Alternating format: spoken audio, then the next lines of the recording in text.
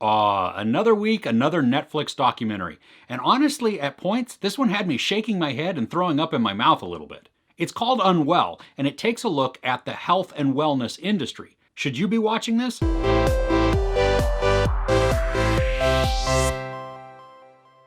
Health and wellness are big business, and this 6-episode documentary takes a look at those who are willing to cash in on the people who are looking for ways to become or stay healthy. What better time when reviewing a documentary on health than to introduce a new munchie that I found? Now, these are sea salt caramels. You can get them at Sam's Club in the United States. You might be able to get them other places. And I know a lot of different places have sea salt caramels. And I mean, this one happens to be a milk chocolate covered. I do prefer dark chocolate, but it still works because of the sea salt. And these are not terribly hard and chewy. There are some that are like, oh gosh, rip out your fillings.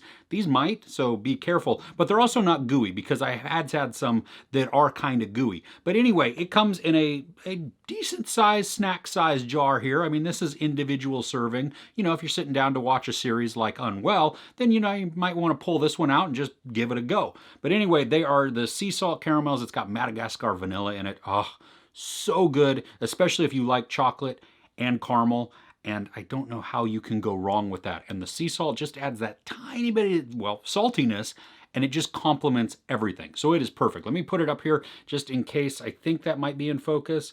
Maybe, hopefully, yes. Okay, there we go. So, and now we're waiting for me to come back in focus. But if you have the opportunity, check them out, or find your own sea salt caramels at basically any place that you shop.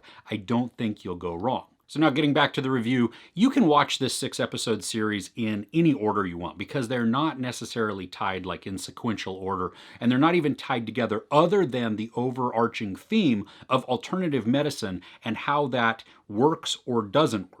For my own ease, I just started at episode 1 and binged all the way through because that's what worked for me. But if you find that, you look at the titles of them and you're like, I don't really care about that one, well, you skip it and you're good to go. The topics that the documentary covers are essential oils, tantric sex, breast milk, fasting, ayahuasca, and bee sting therapy. Now, this was an interesting look into the wellness therapy. Now, of course, most of these things are for profit. I mean, they are out to make a living and make money. But it's also interesting and good to hear from those that are actually taking part in the therapies, not just the ones who are promoting them, but those that actually have gone through them, to hear what they have to say about whatever this different topic would be. And I mean, some of these are very big business, so chances are you've come into contact at least with one of these things. A couple of them were brand new to me, like the ayahuasca and the bee sting therapy. I was like, I don't even know what that is, other than, I mean, bee sting therapy is self-explanatory. And there were some that I was quite certain I knew what they were talking about and was like, oh, I'm not sure I want to watch this. I did. I won't watch it again. If you can indulge me for a minute, I want to share just a personal story about essential oils. This is not a selling thing at all. I am not selling anything. It's kind of a funny story and maybe a warning also. I don't know. You take it however it is. It's a cautionary tale. Well, we have essential oils around the house that we use for like aromas, and occasionally to make it like a bug repellent when it's really watered down. We don't put them in our mouths. We don't eat them, drink them, anything like that. Well, at one point, my wife had made this really cool carpet cleaner. And she had used some essential oils. And at one point, I think I knocked over the bottle of the essential oils and it spilled onto the carpet runner in our hallway. And we, tried to clean it out and it was still just super strong. I think it was like a lemon smell. And it was like, it was pungent. In little bits, it smells great. In a large quantity, it was just terrible and overwhelming. So what I did is rolled up the carpet, tossed it out in the garage. Well, later that day, we were packing up to go camping. And in the garage, I started to smell a little bit like something was smoking.